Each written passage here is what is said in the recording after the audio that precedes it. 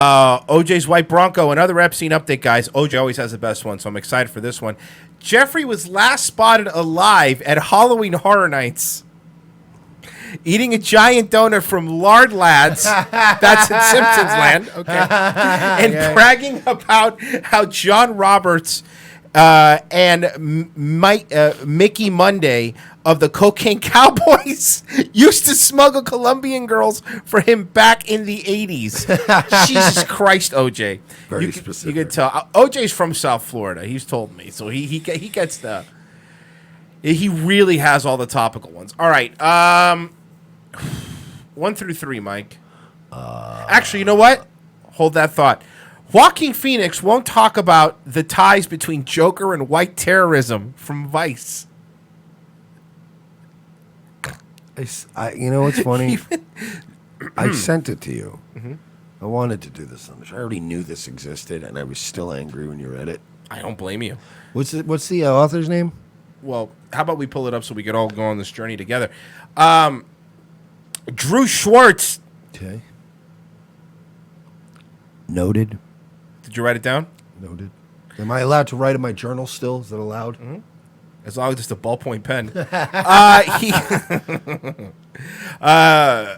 Mersch wrote his list of people in the media that were subverting people, but he wrote it in a laser pen. And the laser pen wasn't invented until 2027. By Bifco. By Bifco.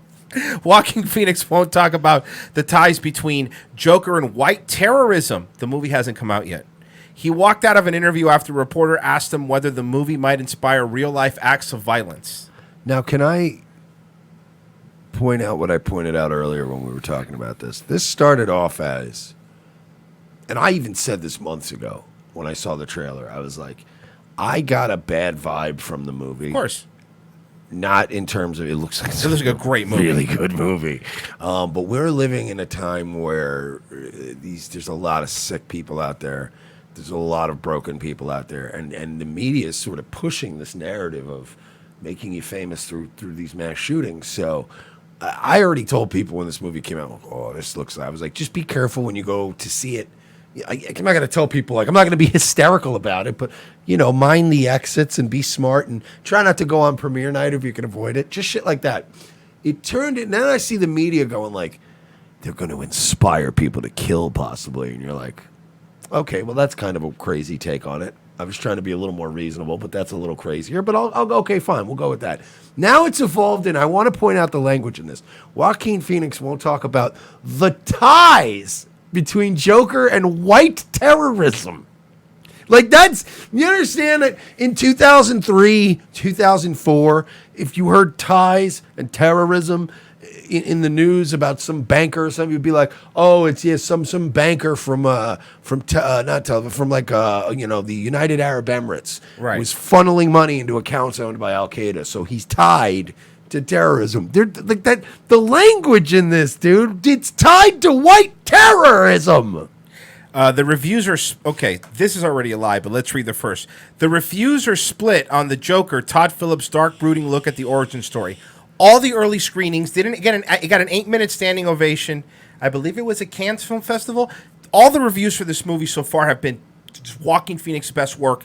It's fucking great. Like, the only time I've seen people this excited about this was when they were about a superhero movies, when they were talking about Heath Ledger's Joker, when everyone was like, dude, we were all skeptical, but he fucking pulled it off. It's amazing. So everyone's saying it's good. But let's see what Vice says. The reviews are split on Joker. Todd Phillips' dark, brooding look at the origin story of Batman's best-known villain, played by Joaquin Phoenix. While some critics have called it a masterpiece, lauding it as an expertly made superhero movie that redefines the genre, others have criticized it for being too sympathetic to Phoenix's character. That doesn't mean the movie is good. Doesn't mean the movie's bad, right? The entire point of doing a character piece, you're supposed to be sympathetic. If you're not, then you're just detached. And right. You don't enjoy the movie. You're supposed to be like, wow, I'm all fucked up. Yeah. I hate these idiots, man. And it's disarmingly human. Listen to the words. Listen to the words they use. In its disarmingly human portrayal of jilted white guy who commits acts of mass violence, some argue it threatens to make viewers empathize with actual domestic terrorists Or worse, inspire people to follow in Joker's footsteps, IRL. They wrote IRL.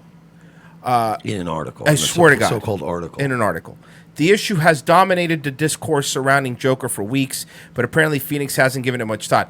It's the issue has dominated the discourse. No. You started this discourse. You wanted this. This isn't something, every time with the media, this isn't something that naturally just came to be. You are the one saying it's white terrorism. He's also pretty uncomfortable talking about it. According to an interview with the actor in The Telegraph, asked if the Joker might perversely, this is what they asked him, asked if the Joker might perversely end up inspiring exactly the kind of people it's about with potentially tragic results. Phoenix froze up, then suddenly left the interview. Why? He eventually mutters, his lip curling up to one side. Why would you? No. Then he stands up, shuffled towards me, clasped my hands between his, and walks out the door. So he shook the guy's hands and then he left. According to Telegraph, Phoenix disappeared for about an hour, and he called Warner Brothers' PR rep to figure out how to respond to the question, which ultimately he never did. Instead, he told the Telegraph he never really thought about it. Phoenix panicked and he later explains because the question genuinely hadn't crossed his mind. Then he asked me, not for the last time, what an intelligent answer might sound like. Okay, you want to know why he's never thought of it? I'm going to tell you why he's never thought of it. Because he's a dumb actor? It's the same reason that when De Niro was making Taxi, he never thought about what if you inspire somebody to do what he did. In any movie, where, and that's another movie where they humanize a terrible person, right? That's what that movie's about, right? Well, he was pretty based. No, I get it, but they also humanized him. Like, you saw what led for him. In any situation like that, right? When an actor goes and he does something, he's playing the character to the best of his ability, right? Like, whatever that is. And if you're a good actor, you do humanize them, right? Watch Game of Thrones. How many horrendous people did they humanize on that show where you're like, oh, man, he fucking killed people, and I don't feel bad for him.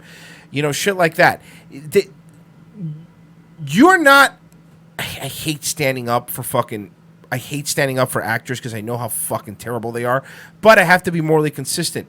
You as an actor are not responsible for what people do when they watch your movie. Like, you're making a movie. You're making a piece of fiction. No, what if it ends, right?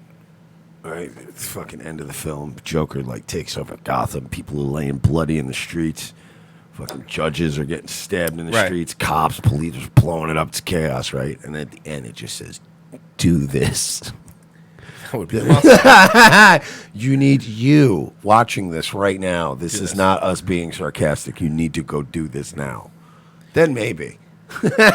Even for someone who's notorious for staying out of the public eye, who rarely gives interviews, isn't on social media, and lives in somewhat of a hermit, it's difficult to imagine Phoenix had legitimately never mulled the question over, at least heard of the criticism level. But so they're mad at him because he had never thought about something that they were thinking of. They were mad at him because he had never thought about something they weren't thinking of. Stop it. This movie is the first time I have seen, before a movie has come out, because it's not even out in the public yet, that they're trying to politicize it. You are the ones giving light to this.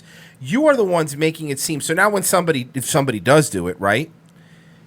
Some of these people are culpable of this too, right? Like, they have to be.